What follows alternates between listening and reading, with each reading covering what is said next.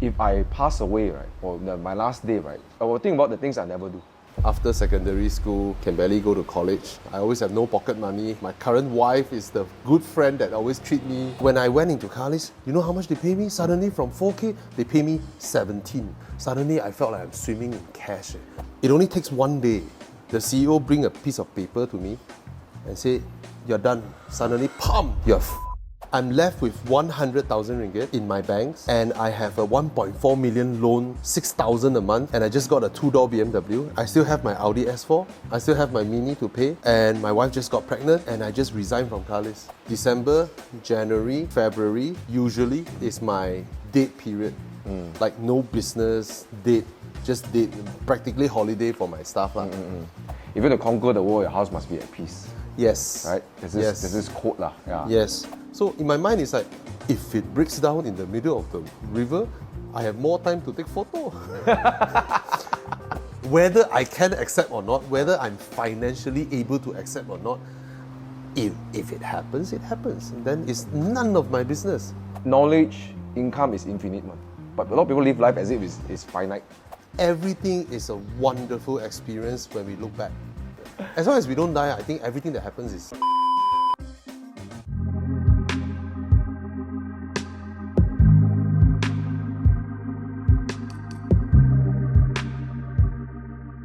Hey guys, welcome to another episode of Keep It 100 Talks, and today I have here Bobby Ang, founder of Aurizn, and also someone who inspires a lot of people to go after their dream cars, including myself.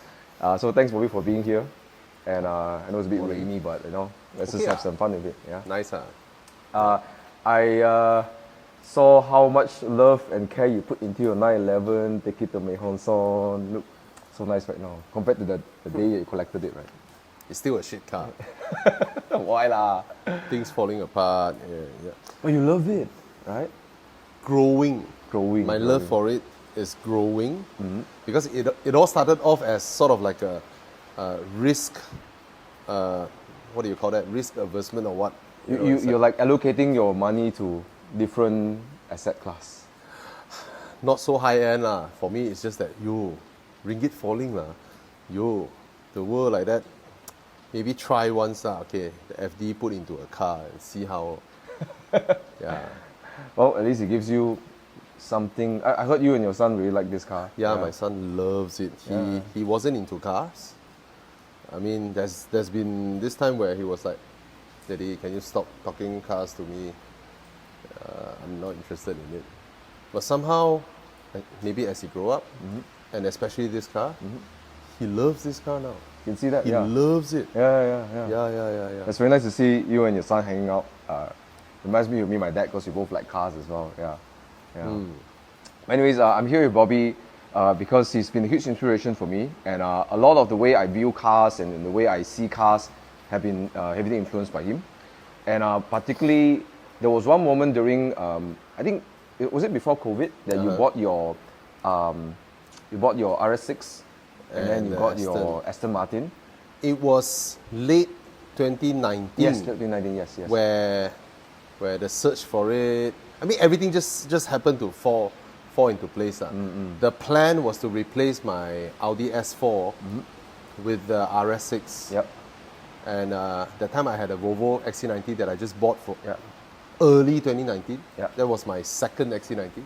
So there was no plan to look for the Aston.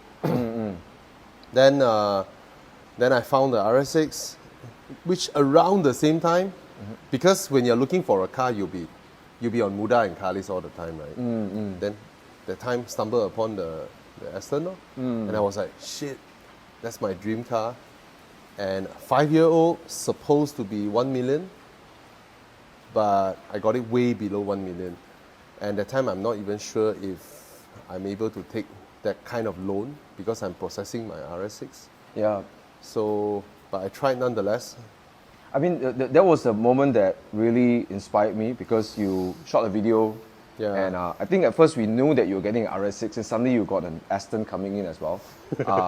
And I think that really inspired me because you said something about because as I get to know you better, it is really a stretch, right?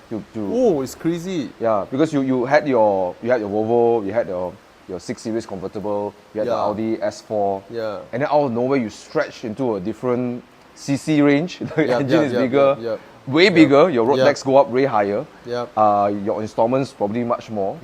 And of course you're venturing into cars that very little people own.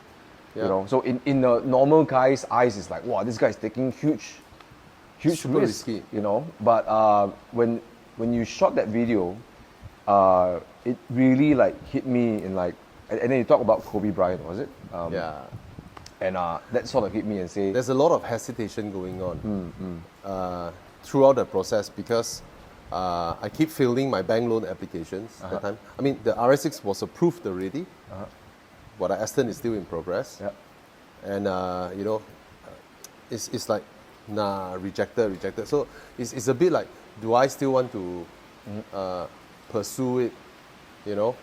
And that time when I was submitting the loan documents, I haven't even decided to sell off the XC90 because it's like, you know, I just got the car. So then suddenly, all of a sudden, the news came where Kobe Bryant died. And I was like, someone like Kobe Bryant, billions, and wherever he goes, of course, maximum security.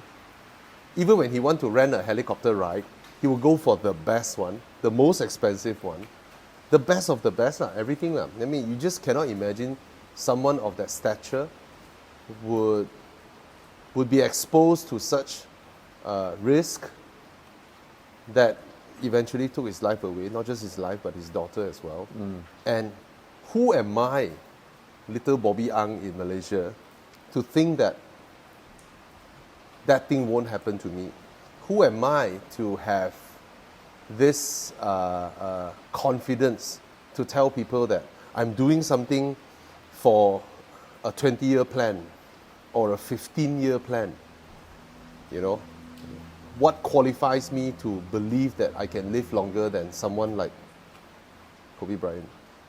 So that is like, you know, pardon the language, fuck this shit. You know, try my best. You know, so eventually when I got my dream car, it was like unbelievable. You know, someone who after secondary school can barely go to college. You know, my grandpa helped me in the first year, but after that I had to sell mobile phones to pay for my fees. And I always have no pocket money. My current wife is the good friend that always treat me dinner. Yeah, and to end up in a car with that this logo is like, wow. You know, that was risky. Yeah, but also very inspiring, because I think a lot of people see you as a, you know, you enjoy cars, right? You know. Yeah, I love and cars. It's very easy to see, and we see in the comments, you know, oh, this guy was born with a silver spoon, and he must have a rich family, blah blah blah, and everything. But I mean, we as friends, I know your backstory. But you know, I hope if anything, you guys are watching, you know, it's you know, it's really inspiring to see that someone who, you know, have the odds against him or her, you know, people around, there are many people just like Bobby, able to flip it around. You know? I'm a lot better than a lot of people. I still have a roof. I still have a home to go back to. But that's what I admire about you, is that you have all these things going on. And I notice this is similar to people who are happy and successful, right? Happy, right? They have a sort of gratitude to things that matter to them. They always are. No matter what happened with them, whether they have, you know, they have good investments, my investments make good returns. They always come back to the things that really matter to them, like, you know, family. You know, they got the full body, they can function. You know, I got the able to drop my kids off at school. Yeah, man. You know, all the small things. Yeah, man. Yeah. Yeah. All these things matters. But thanks for sharing that part about you know, the. And then COVID hit. Wow, that was scary. Yeah. That was scary. COVID hit, right? And that was just the moment you got your car was 2019, right? December. No. The Audi came in late December. Then after I sent it to Darren, it was around the December-January time. And then the Aston came in February. And March was the lockdown. Wow. Yeah. And then my business all this while from after, like enduro is December, right? Yeah. So December, January, February, usually is my date period. Like no business, date, just date, practically holiday for my staff. Then things would naturally start pick up in March, slowly, and then April, and then so on and so forth. So, of course, at that point of time whereby year end, December, okay, granted, 2019 Enduro was well funded. And then I was expecting January, February to have no income, but Chinese New Year and all that, so a lot of outlay, a lot of paying staffs and all that. I mean, I pay my staffs, no, not pay, the ang pao I give them is huge, right? And in terms of bonus, I don't like whole year and then give bonus. Every month when we exceed certain KPI, I always pay bonus to them. I always pay them extra lah. Like Chiang now, he go Indonesia, I will give him a big ang pao for traveling. Like HP next month, we also will give them, you know. So it's like that. Then we were expecting March to start pick back, so like the money come back or whatever, and then it's dead all the way till August. So what was going through your mind that time? You just picked up 2 cars, huge commitment.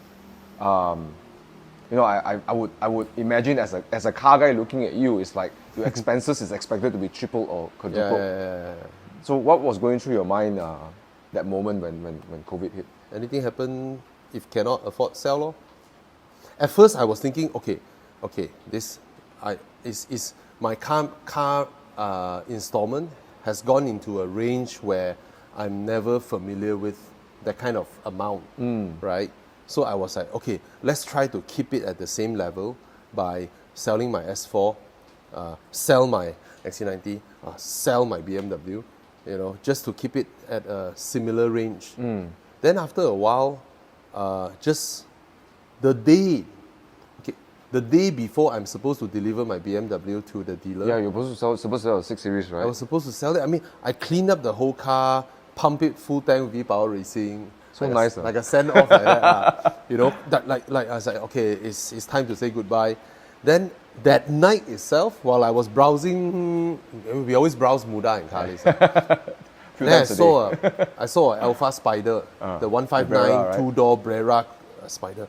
I was like, wow, good. I mean, both of us love Alpha. Just that Alpha has very little cars for us to like, but we love the brand. So it's like, hey, this one selling for 100K in Ipoh. Let's text him. Then I texted the guy. The guy said, oh, tomorrow I'm coming down to KL with the car.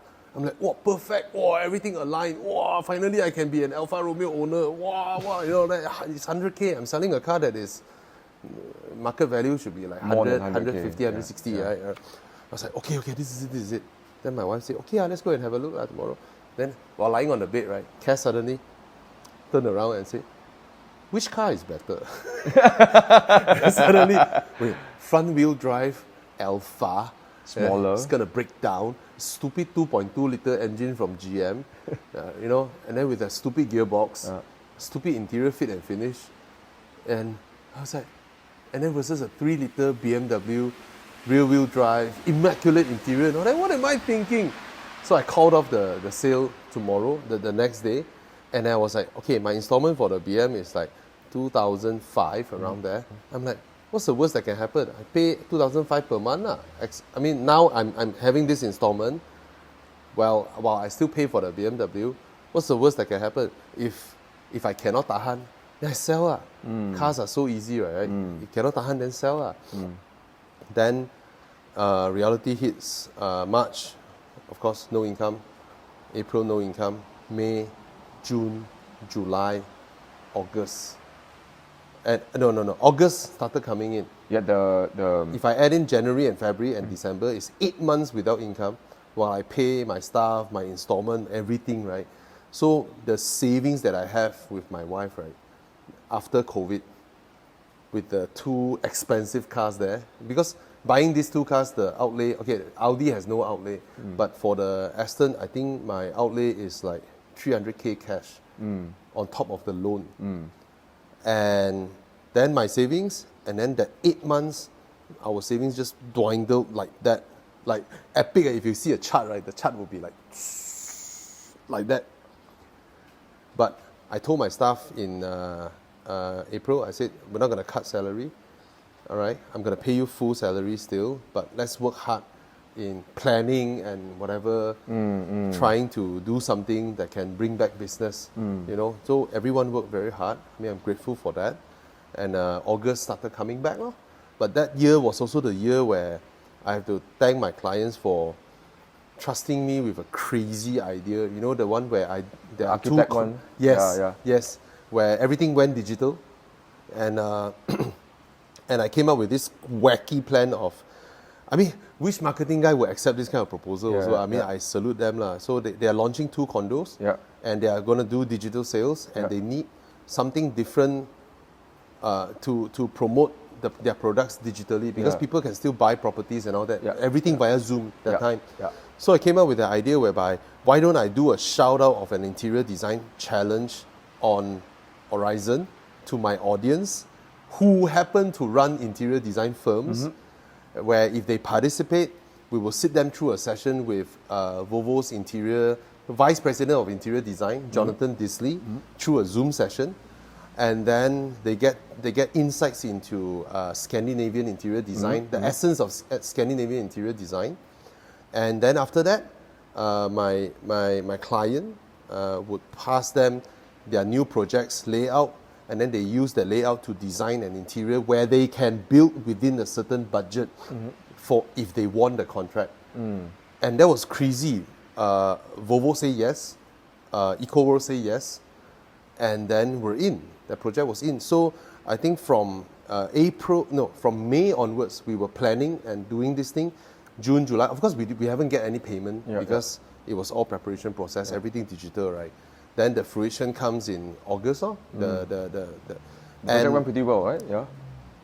The message was so different that time because everyone is bombarded by property messages day in and out, right? Suddenly there is an interior design challenge where you can win 6 million ringgit contract during this COVID time where nobody had jobs.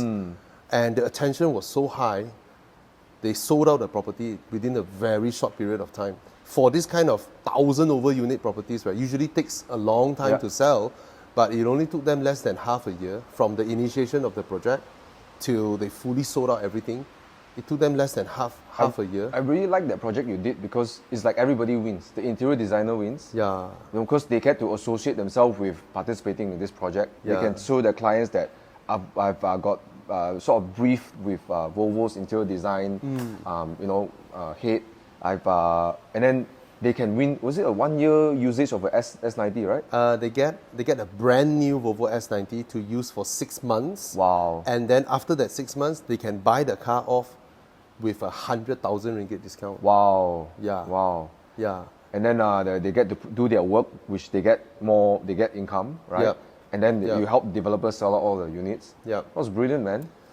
But I just want to, I always get the idea that good entrepreneurs or generally people who are successful have the ability to, in the worst situation, right? You could have belted. You could just say this is, my car, I can't afford my installments, or because your savings is going down. Or you get, you could, but it's like scary. Yeah. Things were like against you. I could imagine if any normal people would have felt like I just want to give up. This is scary, but you came up with a lot of creative ideas to add value back in the market. So, luckily that idea popped up, and luckily my clients or my partners or colleagues, from the developer side and from car maker side, they both liked the idea.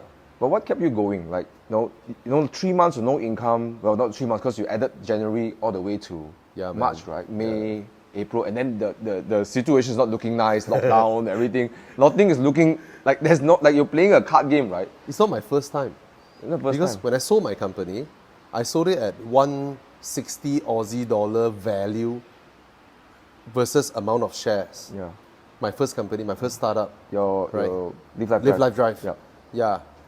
And when I sold it that time, right, and then the contract was 2 years to go into that company to to help build up Carly's. That time when I sold my website, right, I'm the second biggest website in the country.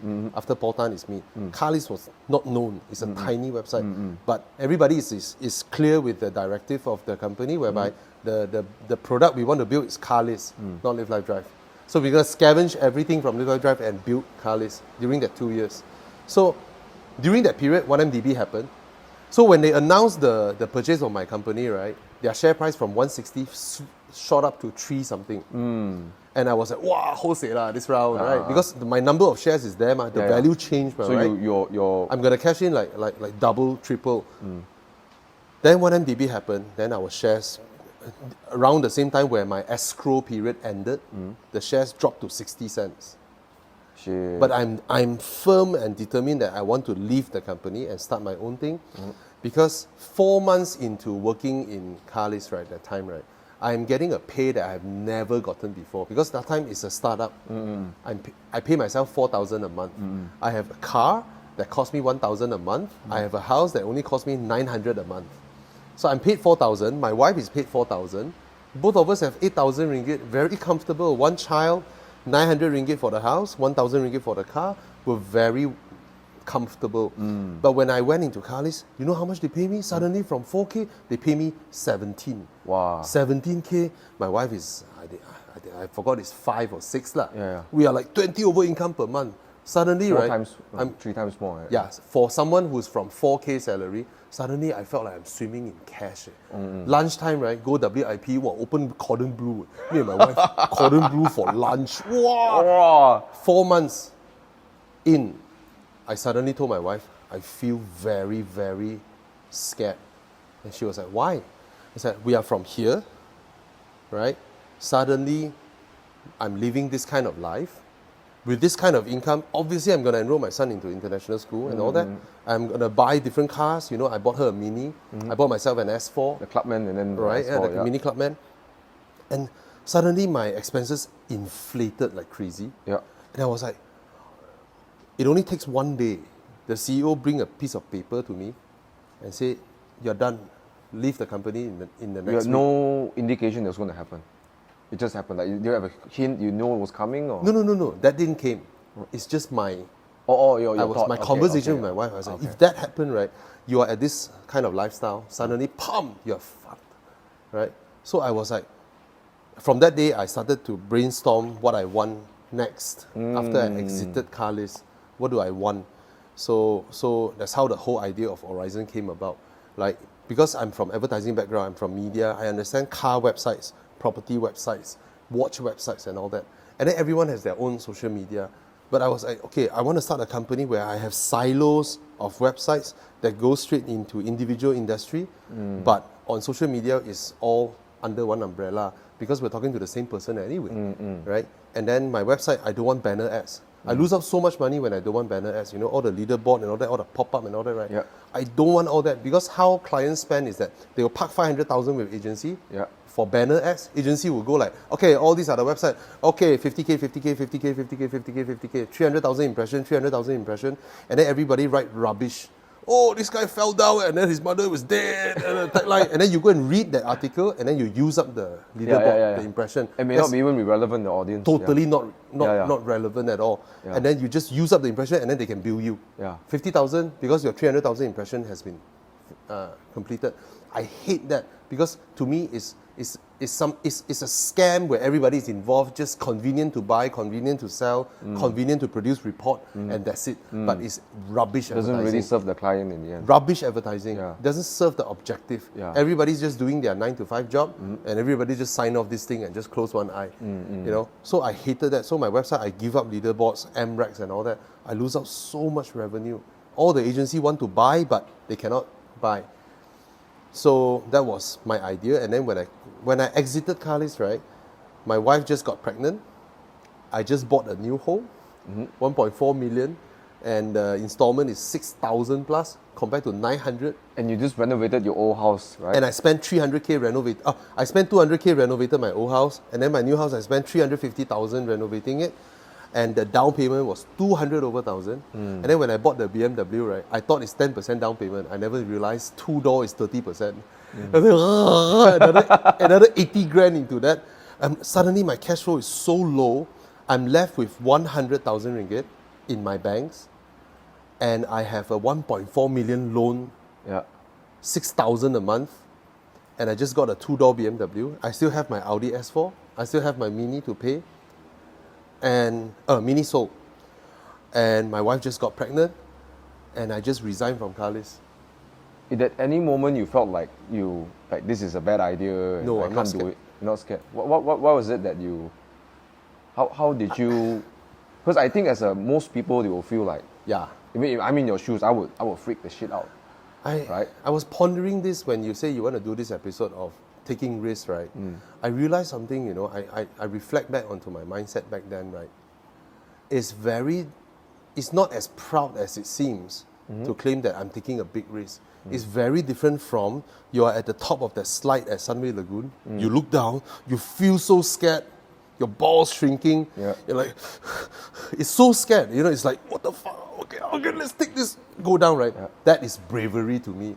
But what I'm doing, having very little money there, then the house here, all that, right?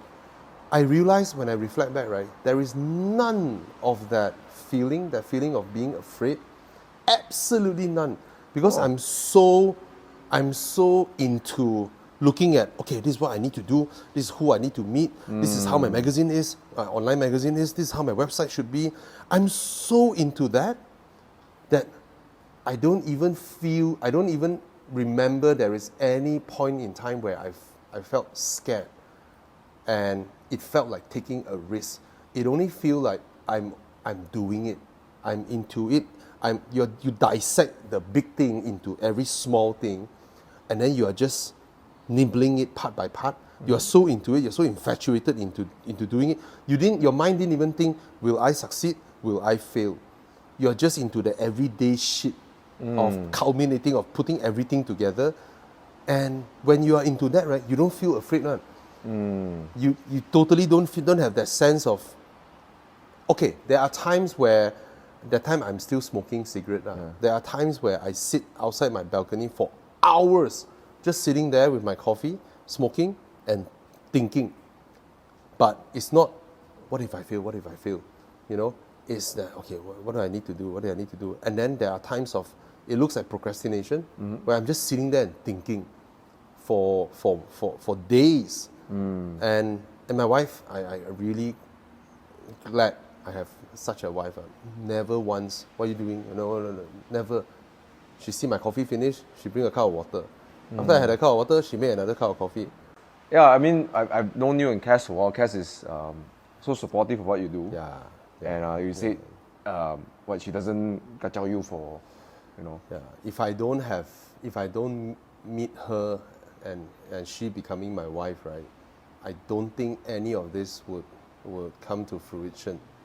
It won't. There was a time when it was just the two of us in office, where my previous partners, they take money out from the company, go and start another company, and then talk shit about me in front of client just to get the client to transfer business over. All these things happened that time, right? It's just the two of us.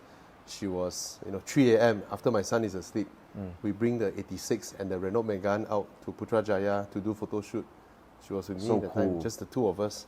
Yeah, I mean, without her, she's my partner since day one, just helping to make sure the back end of things is all in place. And then, and then we went through so much together, starting a company, selling the company, betrayals after betrayals, ex-staff, and then we go into Carlis together, and then we start Aurizn together. It was amazing, that whole journey. We buy our first house, then we buy our second house, and then the daughter came. Yeah. Enduro. Yeah, man. Yeah. She go with me on Enduro. How important is it, you think, that choosing the right partner? I know it's Extremely important. Extremely important. The relationship I was in before her, which she's well aware, she's my best friend. Everything I tell her, and it's mentally abusive. It was mentally abusive. I always describe, 1 week got 7 days, right? That girl can quarrel 10 times, right? 1 week. over like trivial issues. You know, one thing is amazing is that me and Cass, right? We not seldom. We don't even quarrel. There's nothing to quarrel. Is it because you guys tolerate each other, or She won't. It's not even tolerate. It's not even a toleration. Like Cass will always forget her phone. Like we roll out from house. After guard house, turn out, she was like, oh, I forgot my phone. I was like, okay, I'll U-turn, go back, park, and then I will run upstairs, take her phone, and then came back down. In my mind, right?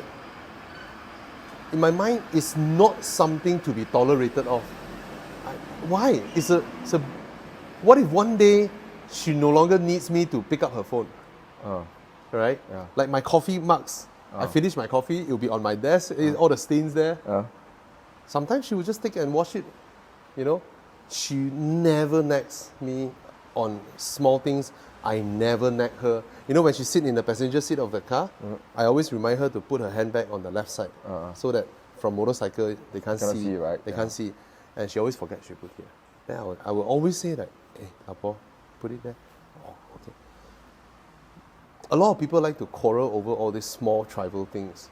But actually there's nothing to quarrel. It's a beautiful thing. Both person helping one another on our little things, right? So it's very comfortable at home. We're so comfortable. Even our kids, they love being around us because we never quarrel. Okay, there are certain things whereby, like, you know, in Chinese, 不爽, like that, right? 10 minutes, I will look for her, or she will look for me. It's like, you okay already or not? It's like that, you know? And yeah, it's very important, extremely important to meet the right partner. Because I mean, for me at least, life is as complicated as it is. Business can be challenging. You know, I'm sure that, you know, like I think my grandfather once shared this quote with me. It's like in Mandarin. I forgot how it said in Mandarin. It's like, if you want to conquer the world, your house must be at peace. Yes. Right. There's this quote lah. Yeah. Yes. So it is. You know, I couldn't agree more. I think a good partner should be, I think, one of the top few things that gives you a good setup into, because you went into rough territories in our life, and all of us, I think most of us will likely hit patches of our life that is rough lah. She told me that I changed her because I'm someone who always, even before the so-called Kobe Bryant thing, right? I'm someone who always think that today I leave home in my car, I may die. A lorry may run over, someone may hit my car, something. It might happen. So I always tell people around me, my kids, my wife and all that, right, about this thing. We wouldn't know when is the last time we see each other.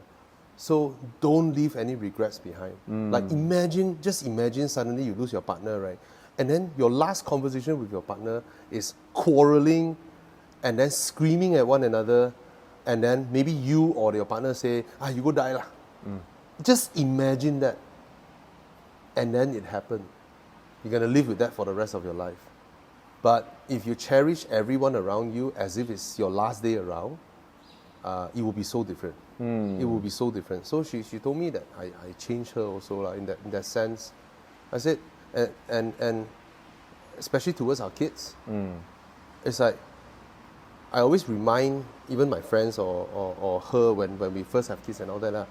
Remember a parent in the hospital on that day where the child was born, your 100% wish for the kid during that moment is to see that his arms and legs, his eyes, his ears, his mouth, everything functioning. Perfectly normal children. That is your one and only wish during that moment of time. But as days go, people forget about that, and then they add things in. I want him to be... the expectations that they pour onto their kids. You know, I want you to score A, do this, violin, guitar, dancing, all that. And then when the kid felt stressed, and then they scold the kid or whatnot, you see how many instances of very well-off family where their kid is scoring high grades and all that, and then suddenly commit suicide. Or don't have a relationship with the parents. Yeah. You know. What's the point? Right? At the end of the day, be happy that our children is healthy and happy and everything will fall into place. You know, so I'm never about their grades one. Even when I meet the teachers and all that, right? They're like, oh, they did this as if the teacher felt bad that they gave my son a low score on mathematics and all that, right? They were explaining to me how they do in school, right? My first question to them is, how is their character in school? You know, are they nice to others? Are they happy? Now, I couldn't give two hoots about the grades because it means nothing in their life. Everything you study in school, whatever logarithm, matrix, whatever chemical elements chart, you forgot about it the moment you, you step into life. Useless. It's absolute bullshit, useless, right? Unless you work in a certain industry that requires it's it. It's also bullshit. Right? You don't need all that. But of course, there are things where I think matters, like linguistic skills that you learn in school, how to read, how to write. And then history, I think, is important. Moral is important. PE, art, music is important. Oh, why do you think so is important? Extremely important, because it's like learning how to ride a bicycle. It stays with you your entire life compared to logarithm. Your scientific formulas, that you learn in physics and mathematics, right? Most of it is useless at the end of the day. But history is important. You know where you are from, your country is from, and you know where you're from, you know where you need to head to, right? But a lot of those things that stresses us the most in school, right, is actually pretty useless. And that's why I don't bother about that. So I focus on letting my kids learn music, piano, I mean, they don't sing, but if they sing, I'll be very happy, And then PE. That's why I love the school that they're in now. So many PE classes in a week. I'm so grateful that I sent them into this school. And thanks for introducing. And yeah, so I think that this, for my understanding of education, is at least my point of view. I think that there are a lot of people study for the sake of a piece of paper, a grade, and there are some people who study because they have a purpose in what they want to do, right? Yeah. They actually pick up skills that is useful for life. Yeah. Sometimes I feel the pursuit of a vanity is just it's like just getting an A, a piece of paper. Yeah, man. It's just for the parents to feel proud. Yeah. Other than that, nothing. Is for their own self-fulfillment. Oh, my son scored A. In that expectation for all of that, they lost the gratitude that they brought in a beautiful soul into the world. Exactly. Someone that you get to care for, watch them grow. Like you said, it really hit me, right? Like saying, like, all you wish for is the children to be healthy, and suddenly all of that, that gratefulness that it was there is gone. Yeah. I think I learned this quote before. I don't know who said this, but if you want to have more happiness in your life, just surrender all your expectations, because behind all of that is just gratitude. Yeah. Right. You can. But not be attached. You were saying that what? Surrender your expectations. Surrender your expectations in life, right? Yeah. Then you'll be happy and all that, right? But I agree with that. But I also believe pursue your dreams. So these two things actually don't contradict each other. They don't. Yeah. They don't contradict me, because, I mean, we only live here once. If you have a dream, your dream need not be a car. Your dream can be traveling as many countries in the world as possible. Your dream can be having as many stray dogs as possible, or support as many children, any orphanage children to school as possible. If that's your dream, you pursue it. That gives meaning to life. And expectation would be, wow, I look at Instagram, wow, everybody go travel on business class, or, I also want that. I don't get that, I feel stressed. Yeah, everyone, move into a big house. Okay, I rent a bungalow. When I rent a bungalow, I can look good in front of the bungalow, park my 2 cars, and all that. Those are equal to wanting your child to score 9 A's. When they score 6 A, you're like, oh, you're not good enough and all that. So yeah. Why do you think people do that? That they have this idea of how it should be, and then they go and fulfill things like that. Why do you think people, in your opinion? When they don't understand the true essence of life, the true meaning of where they are now, where they're going, then they pursue this kind of thing. This kind of thing that give them short-term gratification. Pride is short-term gratification. right? Would you say that it's because now I'm talking to you, I understand something about you is that, and also people who are really also happy, people are happy, they understand, they acknowledge the fragility of life, and they accept death as something. They're not afraid to let themselves accept death, because death is inevitably happening for all of us. Like, there's this sense that it's kind of like a juxtaposition, right? You can look into something so grim, but it also frees you, right? So, would you think that it's because most people don't accept the fragility of life, or they don't, or they think that people will die, but I won't die? I don't know. A lot of people would fall into that, whereby these things only happen to other people, you know. But for me now, I'm afraid of death because I haven't paid off my house. My kids are still young. Yeah. But if they are 18, and I've paid off both house, I know they have a place to stay. I know they are secured. Yeah. I'm okay. Yeah. I'll be fine. Yeah. But I think fear is a normal thing. You know, we fear things. We have like you say, you have responsibilities, and you know, I've known you for a while. You really love your children, your family.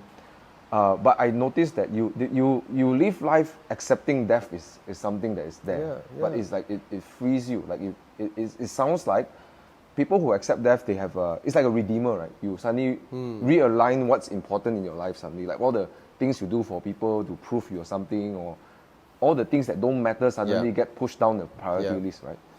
To me, I just do what I can within my means, because I'm not the smartest person. I don't understand, you know me, I don't understand investment, share market, all the equity shit. And I'm not like you have the perseverance to learn something that is totally not in your knowledge field. I'm very passion driven. If I'm not interested in that, you point a gun at me, I'll just drag myself, but I just couldn't. You know, I only do the things that I'm passionate with, and then I do my best. So I'm passionate with my cars, I'm passionate with my children, my wife, you know, my life, my friends and all that. Whatever I do, my community, my drives and all that. I just want to do this. You know, I'm not even a money-minded person. Wow, here can earn how much? I go and pursue. There can earn, I go and pursue. I'm not. I'm just like that. But the other day I was not the other day. I always say this to my wife. I was like, I know my ultimate goal is that I wish to see her grow old. You know, I wish to be able to see each other grow old together. And then when I was saying that, you know, when we are like 70 plus 30, 80 at that time, if we're lucky enough to live there, then we'll travel to Switzerland. You know, there's that pot thing where both of you lie down inside, hold hands, and then you press the button, and then they release the nitrogen gas, and then you fall asleep and that's it. Then they turn you into, don't know, diamond or what lah. You're carbon what? I thought they turn you into diamond. Serious? They can turn you into diamond because we are carbon based. And then? Then you're a small little diamond, don't know how many karat lah. Your family can take it back. Yeah. That is my way to end myself lah. I think I hope I can live long enough and still have enough money to do that lah. I hope it's not too expensive to do that lah. Just travel to Switzerland with the kids and okay, bye bye. Okay, hai kam sin okay, checking out, sleep, and then we both can go together. That is the most beautiful thing for me. Yeah, lor. Then hopefully I get to pay off everything in the next 10 years. Then I'm done. My job is done. I have 2 kids, 1 house for each of them, and I'm no longer in pursuit of anything now. I don't even have I've achieved my dream cars. I don't have much that I want to buy. Really, none of that. Now just do my stuff. Yeah, lor. Yeah. You know, when you did that Kobe Bryant the video and you share about your thoughts about life, you know, for me it felt like a reminder. Like I think most people actually, I mean the fact is that we all know life is fragile, but then not all people actually embrace and actually acknowledge it. Yeah. But when I watched that video, I also had that thought, like, you know, I'm a car guy, but I always have this thought that it would be too, it's not pride, but it's actually opposite, right? It's not pride, it's actually the fear of judgment from people. But actually, it's my own judgment, because I never saw myself driving a sports car. It'd be too audacious. It'd be too much, too. And I realized that if I pass away, right, or my last day, right, will I be thinking about what was my things thought? you haven't do? I will think about the things I never do, right? That is within your capacity, but you did not do. Yes. Is it uncomfortable? Yeah. Maybe it's a stretch. Yeah. But I think it's like, okay, even if I have one day driving a car that I absolutely love, I think, that's enough, right? Just to have that memory, right? Yeah. Actually, the Spider wasn't my the Spider wasn't my first choice, Yeah. The first car I actually loved was actually the Jaguar F-Type. Outside of BMW, because I was BMW camp, right? Right? So when I first saw the F-Type, I was like, oh, I want the F-Type, the S, 3 liter, whatever. But the Boxster came around, and then the Spider was a thing that took me by surprise. Yeah. It had no logical reason why the price is so high, right? Yeah. But I absolutely love it. Yeah, man. Like after I got like 3 minutes with the car, I cannot stop thinking about it. And I still can't stop thinking about the car to today, Yeah. Love it, right? Absolutely love it, yeah. It really transcended my view of what a sports car or what a car can actually be, right? It's more than just a transportation. Yeah. It's like freedom in a way. It is engagement. Yeah. So many. I mean, I won't go deep into this, but it's just like It's like I mentioned the other day, our legs is for us to move around in this vicinity. Right? Our cars is actually an extension of our legs. It allows us, it expands our vicinity, our daily travel or what. Don't talk about enduro lah, right? And it's us interacting with the world. Our legs allow us to interact with the world. Our cars is actually a part of us in this modern society. It is our mobility to interact with the world, and it greatly expands it. And throughout the process that takes time, how the car makes you feel and all that while you are doing this means so much. That's why I will never spend time. That's why I don't spend money on watches. I love watches. I love watches. You chat with me, you also know that I know quite a bit. I love them. I know them. I study them. I read about them, but I will never buy them because, all in all, I'm a very pragmatic person when it comes to spending money. I spend on things that are usable. You will never see me buy art. Because you end up buying a massage chair versus that watch you wanted to buy. Exactly. Right? Exactly. What is a 30-40K watch in front of a Ogawa massage chair? Seriously, I sit down there, I sit down there almost, I don't know, 3 or 4 times a day, I love it. And I can never live without a massage chair. I can never. Yeah. So, like, a lot of people thought that when we buy this type of cars, right, we are show-offs. We want to show people that we have money. They thought it's a for show thing. I mean, if we are show-offs, right, like, I won't buy a 13 ringgit t-shirt. New low, I never expect I can spend 13 ringgit on a nice 100% cotton t-shirt. 13 Last time I thought Uniqlo is cheap, 59. Well, now it's 13. I'm never going back to Uniqlo. 13. I think you brought up a very important point about passion. I think you talk about cars and being extension. I think when you look at a car and you think about like, how much can I get back, or what's the resale value? Especially when you are a car enthusiast, means your passion lies inside that topic. Be it car, be it dogs, be it whatever. If you think about how much money you spend, right, then obviously it won't make any sense. But I would say that personally, the ROI I got from my car, which is the return is not the money, but the return I have means the friends I meet, the interesting people I met because of my cars. Because I have a sports car, I can also interact with someone who's also a sports car enthusiast. The kind of friendships and interactions and exchange I have is worth more than the car. So many times over. Like the day we mentioned, right? None of us got worse after we bought our cars. Yes. None of us. Yeah. Right?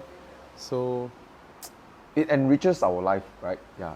It maybe in certain way also push some people to work harder, figure out new ideas how to do business better or find a better business or do whatever you need to do to get there. Yeah. Those people who say that, if you didn't spend all this money, you could have what? It's like telling people, bro, do you know if you don't play golf, you can save so much money. You know, if you don't do skydiving, you can save so much money. Sorry, I like to swap flies. Yeah. Doesn't make sense. I mean, if they reverse all the way back, hey bro, do you know if you're not born, your parents can save so much money.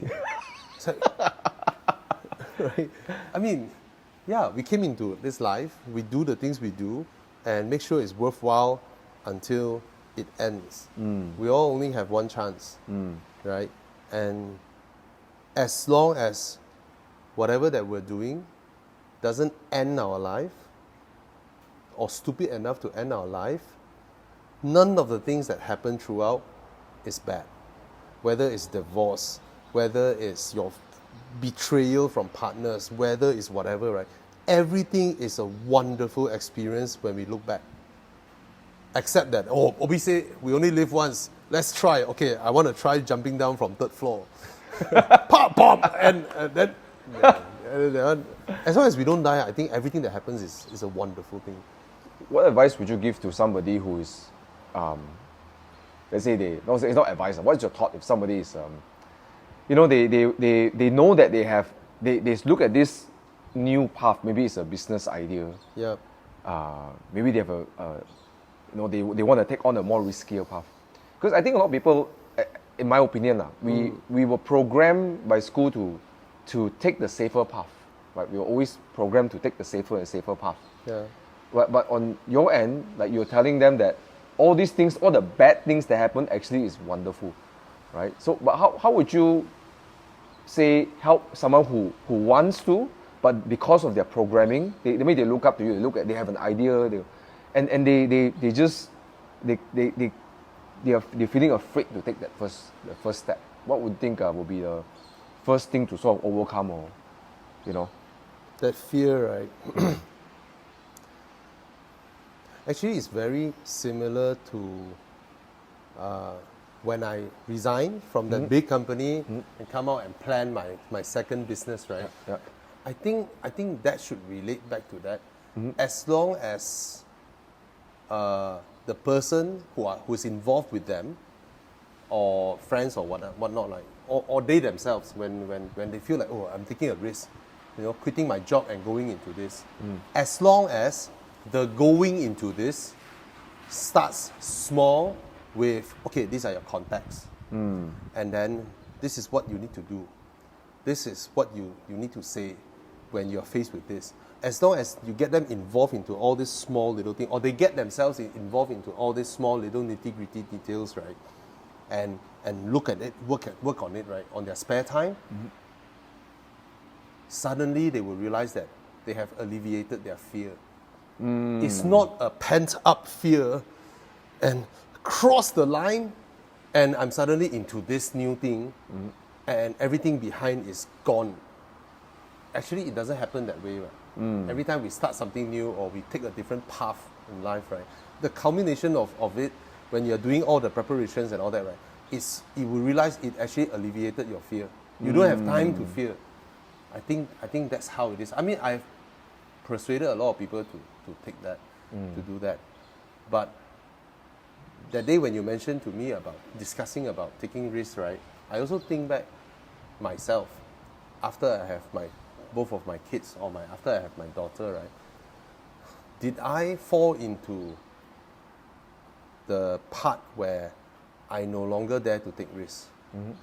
I don't dare to start this first. Or I procrastinated in starting this, doing this and this and this. Because I'm just like circling in my own comfort zone. Am I doing that now? I think I am. But on the contrary, I'm thinking that some of the things that I thought I could have done but did not do when I reflect back, is actually triggered or started by that little feeling of I want to earn more money. And I put that into the silo of greed. Whether it's driven by greed or my passion. Like I ask you, like, hey bro, I want to learn about share trading, I want to learn about that, right? That is not my passion.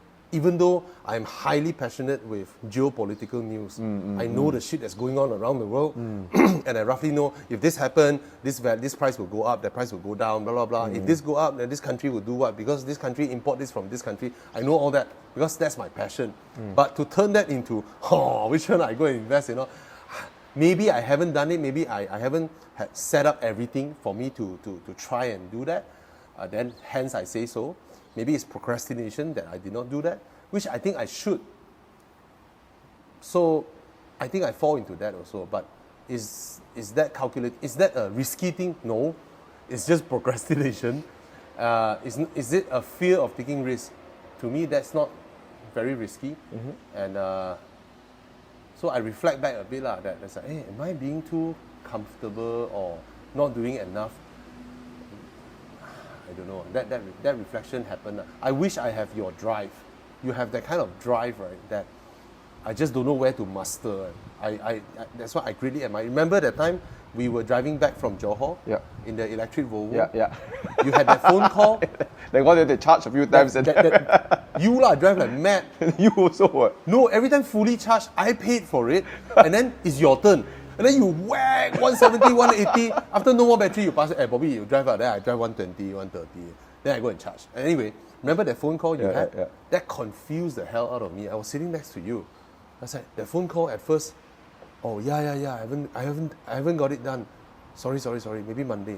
I was like, wow, that's your boss. Okay. Then halfway you're like, so when will you give me the thing? By then, better by this week. Next week I'm not free or something like that. I'm like, suddenly that person at the end of the phone call become your staff. Remember, after your phone call, I asked you, who the hell was that? And then you say, oh, it's my coach. Yeah. Wow. I don't even have the drive to sign up for a course to learn something I don't know, let alone you sign up for that course and then sign up for a coach to make sure you complete that course. Well, I have a passion for learning. I like learning. I like reading. Amazing way. I like listening to podcasts. Yeah. It's just for me, I guess. There's a excitement in mastering something. So I'm not just learning because I want to make more money. I actually just enjoy it. I enjoy growing. I enjoy. Amazing way. And something me and my wife now, we both enjoy. Like we both love learning things, like reading books. So it's something just. People may think that I'm just doing this to earn more money and stuff, but I genuinely enjoy it. And because the other thing that I enjoy is that after I learn it, I love to share it with people who need it. Because I believe that knowledge, income is infinite, man. But a lot of people live life as if it's finite, right? It's all infinite. Like you have done it, right? Like you broke out of how much money you could make. You move on to new levels of a business. During COVID, there was no income. You're able to solve problems, right? So I love that we can actually break out of a certain box, So I just do it because I love it, I think just like you're passionate about cars, we are passionate about cars. When I'm naturally drawn to just keep learning more and more, which is why also I do this podcast, because sometimes I learn from people. Just by talking to them. Actually, selfishly, I do this podcast. Sometimes I learn from people when they talk also. In a way, I'm also sort of inquiring. Commercial break. If you're looking for a way to increase your income and looking for different businesses to do, I know what most of you are thinking. It's a lot of risk. It's a lot of capital involved. I don't know what to do. And that's why I created Team Infinity Academy, where we not only provide a way for people to get into the business world without forking a lot of capital, but we also provide the education and the vehicle. We have a way that I use to make my money, right? This is the business I run. And I want to teach people how to utilize my business to build a life of their dreams. Now, if you're interested to find out more, there is a preview. We're looking for the right business partners. And inside that business discovery session, you'll find out how this business can support you to build the life that you want to live. If you're interested to find out more, link in the description below. And sign up for one of our webinars. Will be mostly hosted by myself. See you there. You talk about starting off. I want to come back to the part you say what would you point people to start is that rather than feeling the fear and then you jump, you say go and understand the small things first. There's a gentleman called Bo Gaudat. He written a book called Unstressable, and he says that stress comes from, when you're fearful. He's an engineer, so he's very geeky about it. He come up with like he dissect this mental thing into engineering, right? Oh, I don't read that book. Yeah, isn't? Because I always tell Cass, Yeah. I'm not stressed. Yeah. I'm never stressed. Even when You know why? Because you've done something our that savings damn low, Yeah. I still have installment right there. I'm never stressed. So what you described there was exactly what he described. He says that people feel stressed about something, or they feel, I don't know what's the exact, was it anxious or stressed? He come up with categories. But what I understood was that people feel stressed because their ability to solve the problem is less than the problem. So obviously you feel stressed, right? So in order for you to solve a problem, you have to elevate your mindset that I can solve this problem, right? And it's hard work. Sometimes you got to study a bit. Sometimes you got to talk to people. You got to do some research, right? So when you get all the information, your ability to solve the problem is higher than the problem. Then there's no more stress, right? You wouldn't be, okay. Let's say for example, if you already know how to ride a bicycle, you wouldn't feel stressed that you can ride without falling. The bike doesn't stress you. But for someone who's just starting to ride a bike, the idea of getting on a bike stresses the shit out of them, right? So when the skill and the confidence surpasses the problem, that means you become larger than the problem, then the stress just melts away. There's no such thing as stress. Yeah. Because you adopted the idea that I can solve this problem. And nothing is, I can find a way around it. No, that's what I saw. For me, it's not that I know I can solve it. For me, is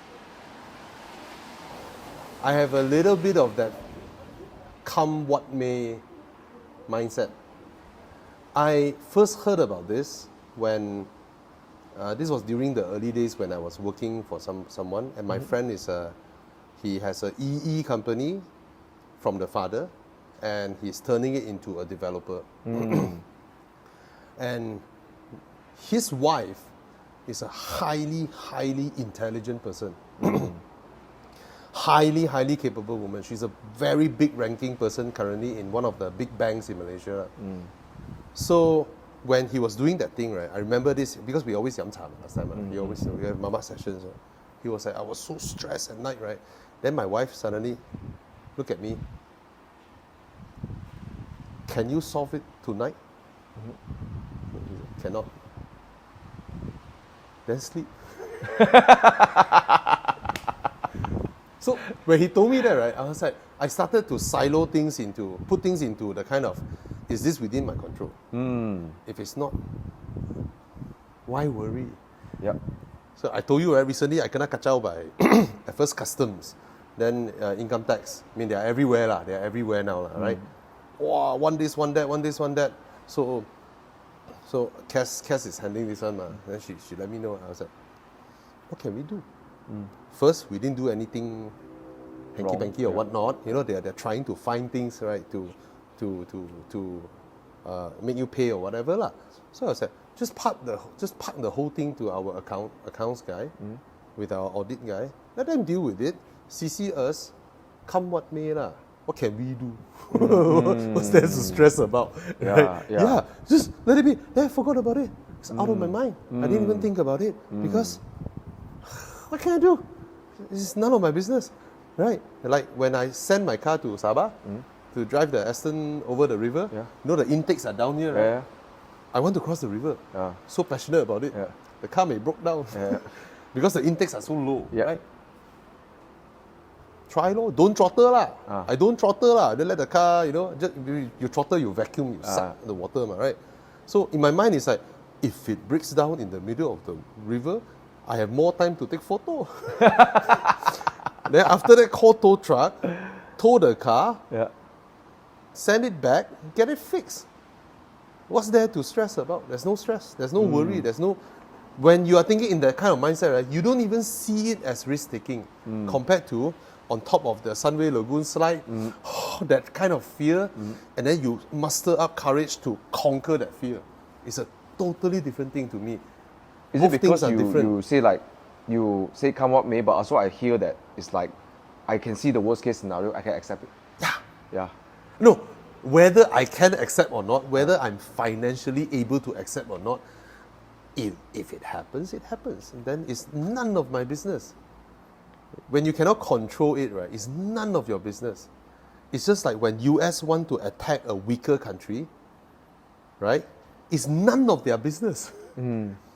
Because it's US against you. You know, when a more powerful military, I mean, I study all this, you know, the military and all that. When they declare war or they want to attack you, right, whether you get killed or get destroyed or get annihilated is none of your business. Then what should Because you can't do anything. and then then people will ask then what should I do? Right. It's exactly what they say. When a very advanced alien civilization come to Earth and they are hostile, they are so advanced they can zap and disappear your stuff, right? It's none of your business whether they destroy you or not, because they are so powerful. So these forces that are so powerful that is out of my will, out of my control, right? That's why I employ the come what may, because it's none of my business. I mean, I cannot go against LHDN, right? I cannot go against what? Yeah. It's none of my business what they want to do to me. Would you say it put you in a better spot to decide what to do next? Yeah, I decided. I said, what document they want, give them. At the end of the day, whatever they want to find me or what they found, they want me to pay up, I cannot do anything except go and face it and talk to them nicely. I mean, yeah. So when you have that kind of mindset, right, there's no stress on. There's no stress on. I think also this I learned this also from another podcast. I can't remember who it was. Like I think it was Joe Rogan. I can't remember, was it Joe Rogan or was it Huberman? He said about when you focus about the problem expands. Yeah. Right? There's no, like, it's good to acknowledge a problem, Yeah. but a lot of people focus and they get obsessed about the problem, Yeah. and they create like 1,000 scenarios of how Yeah. the problem could turn out. But those things don't make any sense because it doesn't generate you. Number one, you're not in the right frame of mind to solve any problem. Yeah. Right? And then number two is that during that whole time between now and the problem solved, all you experience is stress, anxiety, cannot sleep, panic, right? And people have to know that not every problem can be solved. Yep. Oh yeah, sometimes just acknowledging those, but like you say, boxes, right? You put it in a box. This box cannot solve today, right? Yeah. You know? Or cannot solve forever. Yeah. Then, no stress. And yeah, it's so true because sometimes I get anxiety attacks over certain problems that I'm dealing with. And then sometimes my wife just would look at me and say, like same thing. Could you solve it today? Cannot. I said, okay, just be upset for a while and then when you're ready, come back. You know, when we got married, right, my wife, right, I told her something. I told her that, thanks for accepting me as your partner. And I just let you know that our life will never be a life where we are on yachts or having a house in Monaco, that kind of high life. It will never be, because of the industry that I am in, due to my passion. I will forever be in this industry with cars and whatnot, right? And I'm not someone who is like, it's not a humble statement or it's not a I'm just someone who's able to take a step back and judge the scenarios. What industry I'm in dictates what kind of income level ceiling that you can make, right? I'm already extremely lucky to be able to buy stuff like this, but I'm not as smart as those private equity people or VC or whatever, right? Or that can, swimming in cash, real estate tycoons and all that. I'm not. So that life will never happen. You were sharing about,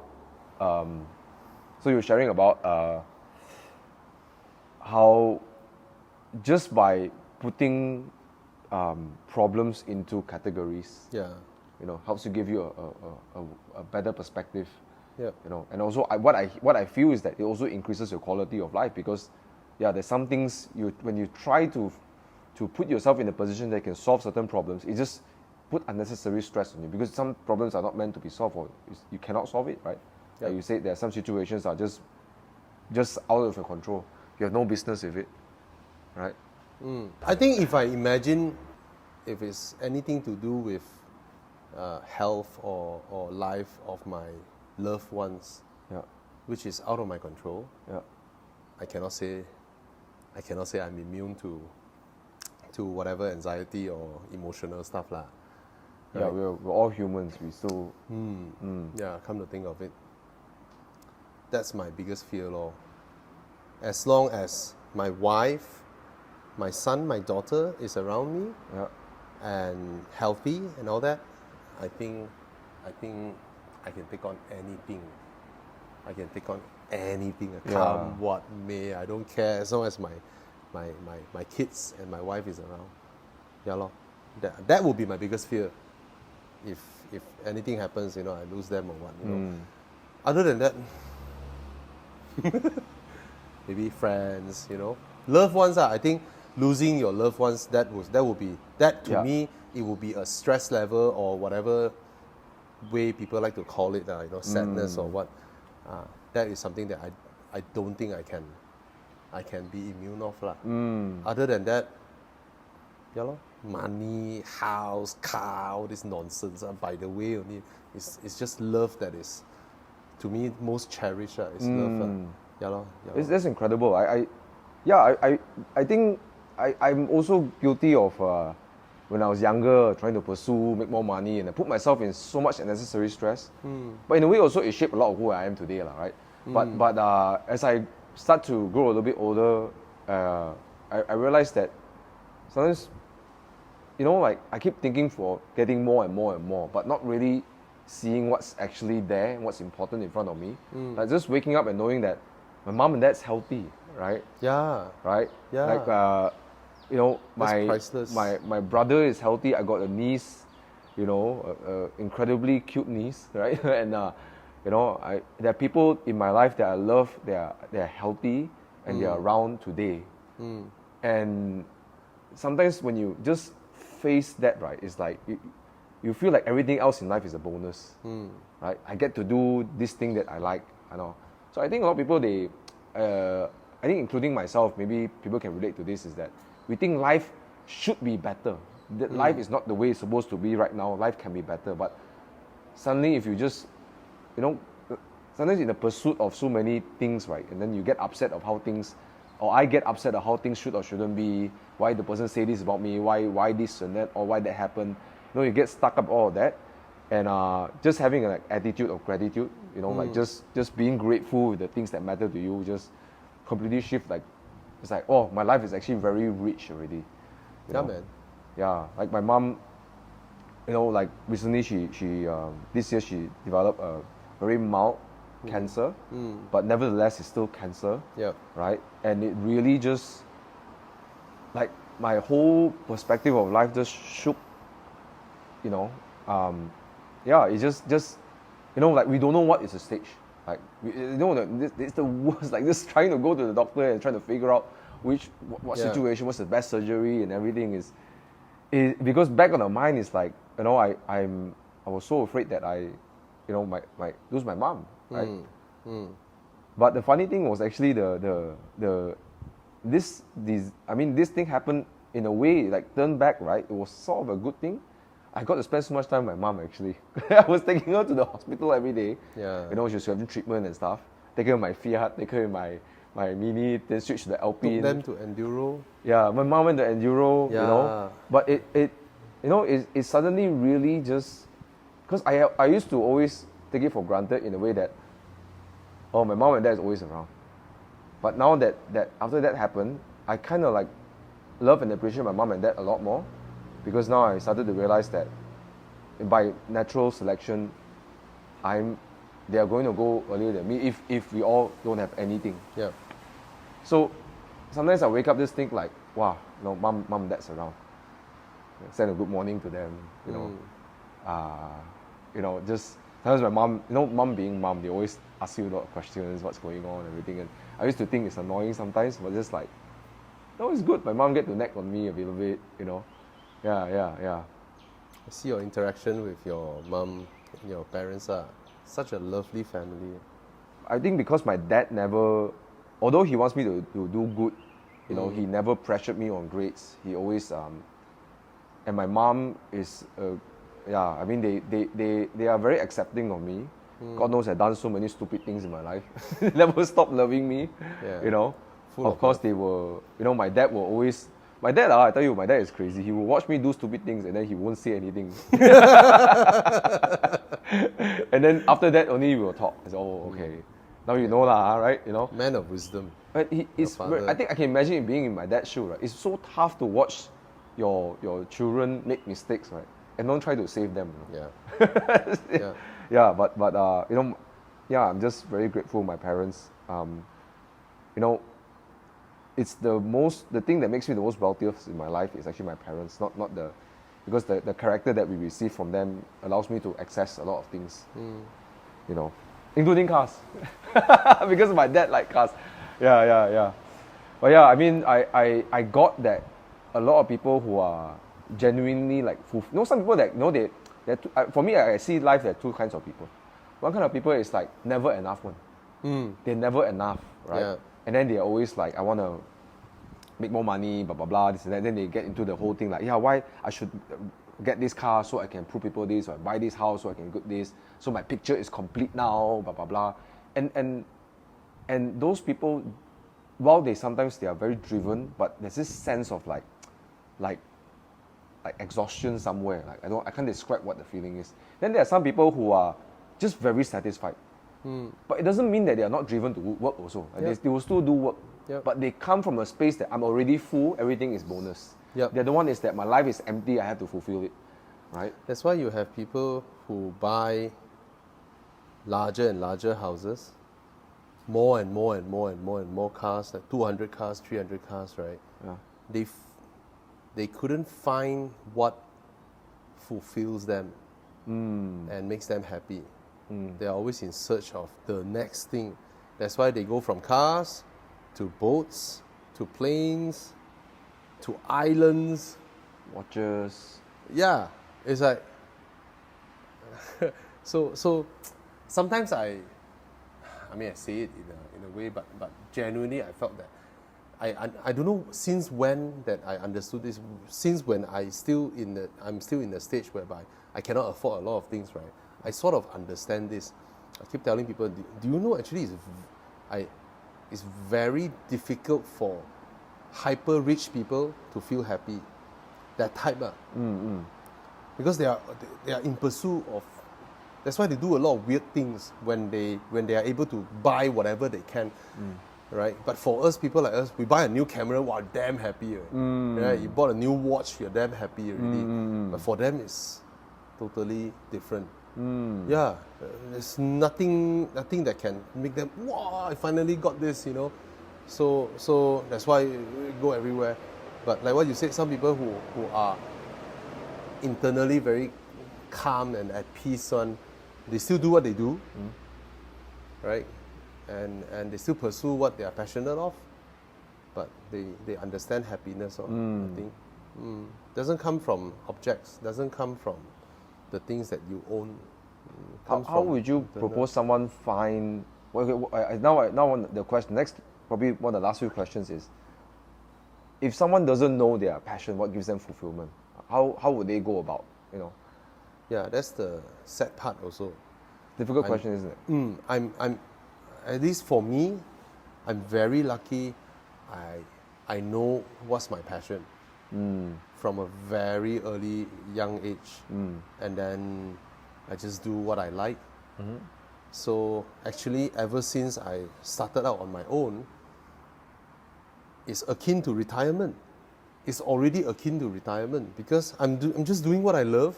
So work's like your hobby. Yeah, I'm just doing what I love, and that's it. I don't need to drag myself to office in the morning, you know, and then stay there the whole day, and then drag myself home and all that. And then they call this retirement when by the time they hit 50 or 55 years old, they quit their job as an accountant or as a pharmacist or what. And then only they have the time to pursue what they love, you know. But I'm so lucky. And some people don't even know what they love at their age. They don't even know what they love. That's why they go genting gamble lah. They go and drink at night. You know, they watch football with friends and then they bet on it. And they go karaoke, sing whole night, clubbing and all that. But I'm so lucky that I happened to start my own thing that I love. And ever since then, it just felt like retirement. Yeah, money can go up, can go down. And you never did this in like money-minded, like everything must make money, right? Yeah. Of course, if it makes money, it's better lah. It's better lah. But you're not like, oh, I will only do this if I get this much money. I will only pursue this career if I can make this much money. You didn't have that thought lah. And I'm so grateful with the people that I meet. I mean, friends like you know, from being in this line, you know, friends like Nicholas, you know, all that, and the whole Evo Club people. I'm so grateful. So diverse Where amount did of all people this you gem meet, come from? You Yeah, know, Roger lah, Chris Wee lah, right, CL lah, LK lah, Tana, TJ lah, all these amazing friends. crazy guy. All these amazing friends. Just wow. Yeah. Con, you know, Josiah, Alex. And Jack Barrow, right? You know, he came all the way here for Enduro 2019. Yeah. He's telling me how much he hates the M235i because they would like to bully his car on the track, you know, and stuff. Before I read his work, Jeremy Clarkson was my favorite journalist. Then after I stumbled upon Jack Barrow, I read his stuff. I'm blown away. And from him, I opened up my mind to American motoring journalism, American car culture, and I have to say, they are multiple levels up there against whoever there is in the world. No car culture is crazier than Americans. No journalist is better than whatever they produce there. You know, they are on a different level. Is it because you say that they're not like hierarchy driven in their view of cars, or? Yeah. Not only just that, every small town has a racetrack. There are people whose career is racing school buses. We in the world, right? Because we the world speaks English, right? And the Brits have better command in their whatever magazine. You know, they're kind of. We are exposed to British side. They like to laugh at Americans. Oh, they only drive in a straight line and all that nonsense, right? But in actual comparison, right, there is almost no comparison. Americans see F1. Why they don't look up to F1 that much, right? They see it as a like a showboating kind of thing, you know. I mean, I'm not talking about NASCAR is better or whatnot, right? But car culture in US is totally on another level. That's what Jack Barrow opens up to me. This. I was having food poisoning, but I have a brief chat with him. Really simple guy, right? Very expressive about cars. Yeah. But that little moment I shared with him was offends everybody. Yeah. He straight away offended my car. I hate this car. He offends but it's fun, right? It's fun. But yeah, I mean, your passion led you to your. It sounds like it sounds so nice to have your work be your hobby, right? Your hobby. His work affected. You've read some of my writings, right? Yeah. I write very, very differently from everybody else, right? When I review cars and all that. Actually, it's greatly affected by Jack Barrow. I can see that you like with Jeremy Clarkson, Jack Barrow. It's like there's a very different angle. There's sort of contextual difference, metaphors and stuff. Like one of my favorite one you've written was the 5 Series. The 5 Series, the G30 G30. Yeah. I write very differently. I like that because it's like I think sometimes I just miss reading magazines because it's like you. Me too. It's like you are unfolding a story bit by bit. I don't want to know the end, right? I want to be taken through a journey. I miss writing. It's just that very few readers now. Very few people who reads, or when I first entered the industry, I get emails or texts from high ups in the car industry after they read my work. They will give me feedback or say that, wow, what a wonderful article and things like that. Like literally like the bosses of Mazda now, or back then Raymond Tan from BMW, MJ Lim from Mercedes-Benz, all these big shots in the companies, right? They actually read my stuff and send me text and email to discuss about it. That's the only method. Not like now you have a comment section to comment and all that. Yeah, and I was so grateful about that. But now, currently, in this juncture, the people who are in the higher ups and all that, they no longer read. Because they're just so bombarded by so much things every day, right? People hardly read. So, would you ever write again? I mean, I do when that thought comes up, lah. But now, because it all takes practice, right? I mean, I would still write, lah. When something triggers me that I feel like. When you write a lot on your Facebook, so. Yeah. So. Yeah. Yeah, lor. I mean, it'll be nice to, but like as a guy who also grew up with car magazines, I mean, it'll be nice to watch you write more. Like I said, the 5 series, I really enjoyed it. Yeah. Actually, when you guys sent me my first video to do with the GD4, and I asked to write, right? I was like, wow, fuck, this is not easy, man. Like, it's I not write easy. again and again and again, and just, it's not easy. Yeah. To develop the whole story and all that. Yeah, like I learned copywriting on marketing, like how to sell things. This is different. Like you're telling stories, and it's just entirely different. And it's like, well, how do you describe a subjective feeling about a car into written words? Yeah. I feel it's like no longer appreciated art, because nowadays most articles are just people want to get down to the horsepower, the as facts, and it gets shrunk into like 6 paragraph, barely anything. Like it's like eat bak kut teh, but then you need like got 2 bones inside there. Like, yeah. So I think also it's a lost art lah, and maybe it's because the industry or the audience don't really look for this anymore. I heard people Good say writing is like a movie where the story develops. Yes. And you go through it, enjoy the process. Yeah. A great movie, right? Yeah. But now what people like to read is the excerpt of it. It's like those people, this movie is about this 2%. First, then the guy will run away from the zombie. Then the female actor died. Then he did this. Then he did this. Then he jumped over this. And then end of story. Like someone telling you that literally about the whole development of the movie, and then you just okay, I know already. But did you live through that whole thing? It's really lost. I mean, I wish I could have. I mean, I would pay money to.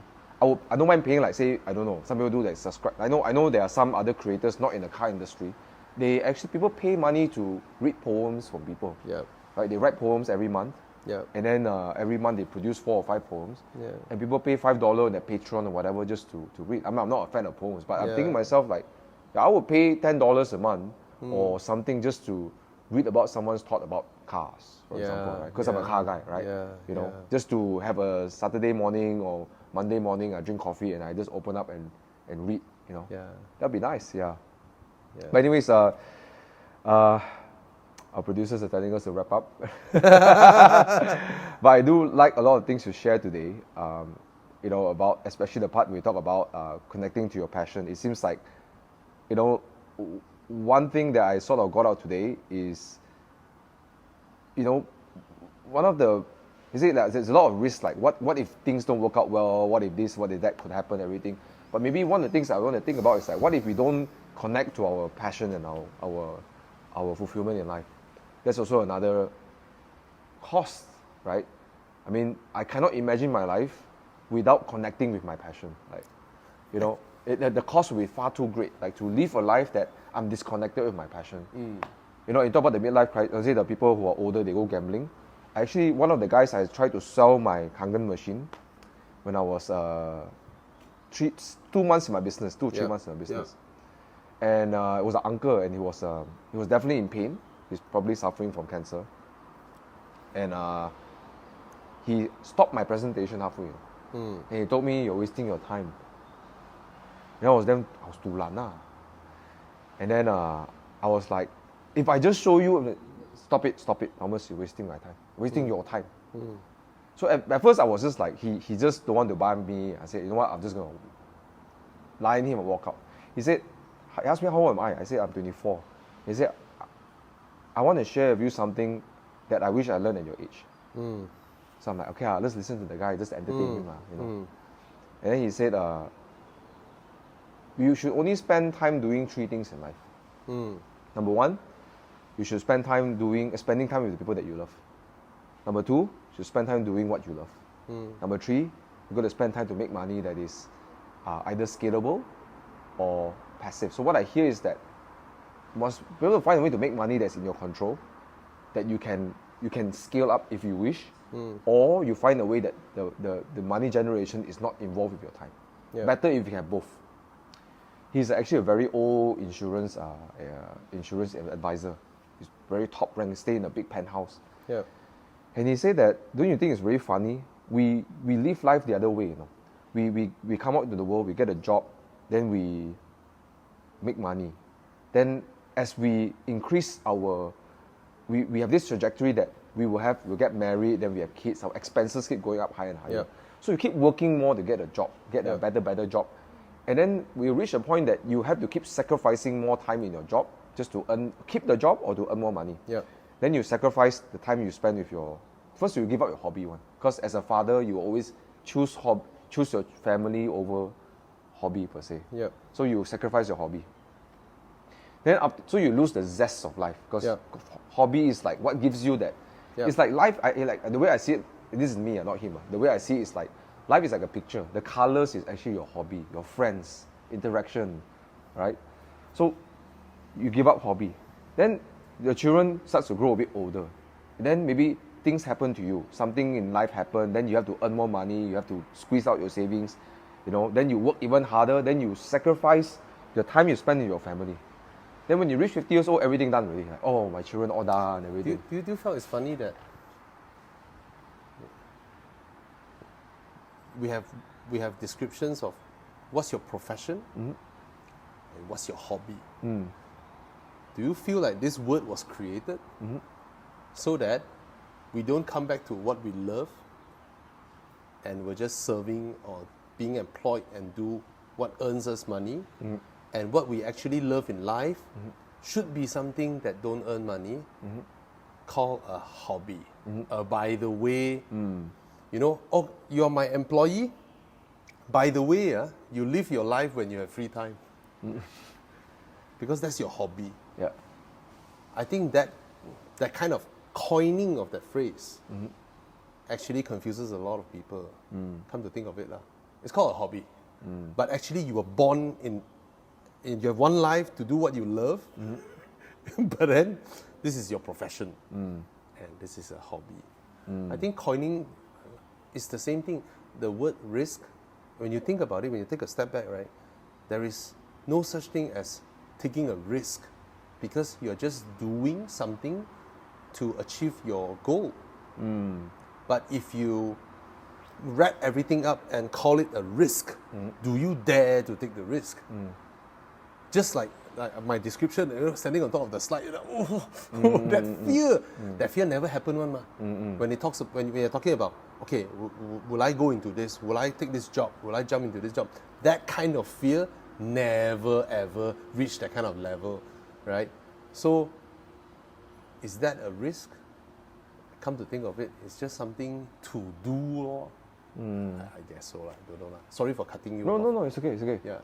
It puts things in perspective, because what you're describing is that a lot of the risk is all up here. Yes, stress as well. We contextualize it, we call it stress and risk. We put it into categories and meaning that doesn't really pan out in reality. Exactly. Right? Yeah. Exactly. You coin a phrase so that everybody can conveniently lump everything in as that. This is a risk. This is stress. Yeah. Back to what I was sharing. I know it's a bit long a story, but I think what really hit me was just, he said that he know a lot of people who his age, and then they suffer what you call midlife crisis, because they've forgotten entirely what was their hobby. So they just try everything lah. They get the big red car, or they get right. And he's not saying in a way that degrading them. It's just that if you're so disconnected with your hobby, right, you don't know how to connect back. And I think it's so precious to keep that as we grow up, as we grow older, to always stay connected with what gives us zest in life. So he said, a lot of people give all of that up just in terms of money. People forgot what makes them happy. Yes, because in the end of the day, family, people you love, and the things that you like to do are the ones who give you like the kind of joy that cannot buy with money, right? Yeah. You know, and he said, you know, and he actually passed away the next year. Oh. He succumbed to his disease, but he also told me he only learned this 6 years before, so he only learned this at 50 something. Yeah, a lot of people learn it. Yeah. After they so that was the most got valuable sale that I've done that I never got any money. He didn't buy my machine, but he gave me something that fundamentally shaped how I see life. Yeah. You know, of course the fear I'm still growing lah. There's also like, oh, I'm afraid I cannot. I'm afraid that if I buy this car, what people say about me, you know, right?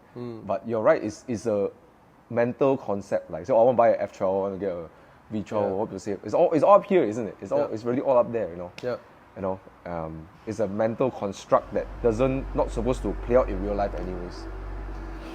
All right, guys. So we come to the end of the conversation. Bobby, thank you so much for your time. Thank you for sharing these topics that I think most people don't get to see this light of you, and I'm your friend. I get to see that light of you, and I think that it really inspires me. You inspire me also. Thank you. I find it hard to believe because I'm much younger than you. A lot of people think we're the same age, right? Actually, I'm younger than him. I grew old a lot more faster. I work in the hotel. See, work without no joy.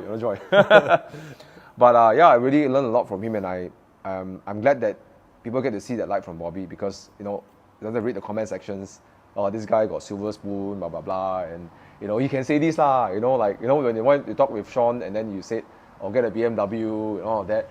I thought it was you weren't saying it out of like because you were rich, because you're saying it out of real like practical, this different angle to look at this, right? Yeah. And it doesn't subscribe to the normal way of thinking, but it's thought-provoking, but it's also very it opens up new ways of thinking. So I always see you as a person who doesn't succumb or doesn't align with societal norms. So you always provide angles that sometimes free us from things, and it did free me. It freed me from the fear of owning a sports car, But now I cannot see myself driving anything but a sports car, right? I mean, I have utility cars, but So thanks for being a friend.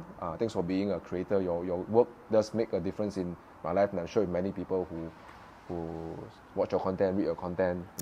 So it's just that I see a lot of people stop at that fear. And then they don't dare to pursue it because of that fear.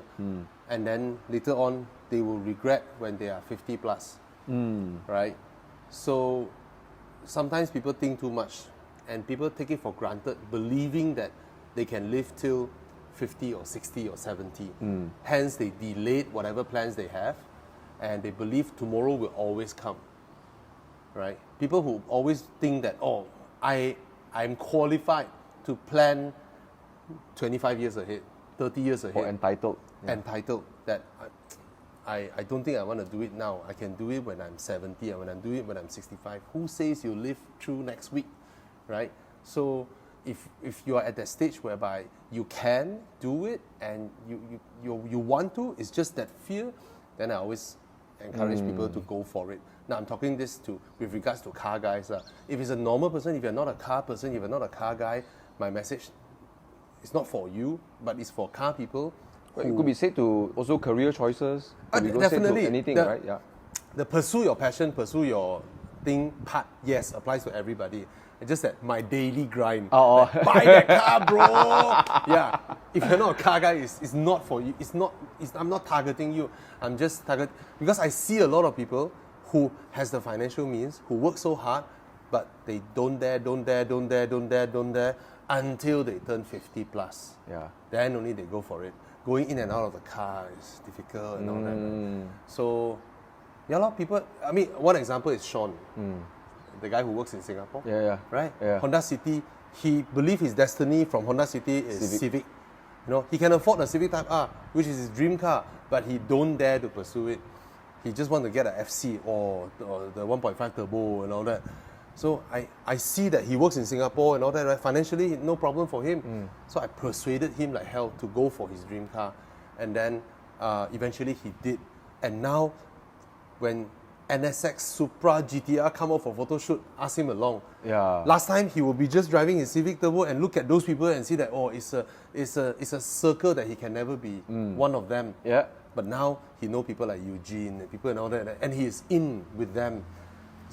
And he's really happy. Like you talk to him, he's Yeah. like he comes out, wow, the drive was amazing, blah blah blah. You know, the And zest is there, right? He bought the car at less than 120k. And he made more money. And now his car is worth 150, 160k. If you choose to ever sell it, you appreciate it. Yeah. If he bought the FC, now it's worth what, 60, 70k. Yeah. So it's just that I see this and I try my best to give them a little bit of push because it's fear. I know it's good for them. You look at my first staff, Linkesh, right? His first car, he saw Evo wagon, you know, manual. I was like, go for it. And then he bought it for like, I think 117 or something like that. It was Andrew who sold it to him. And then now that car is worth 250,000. My ex-staff, Emily, the Lotus Elise, 140k, still can take loan. Persuaded Lotus her. Elise. Now the car is worth 200,000, right? Even Bing, on her MX-5, I persuaded her.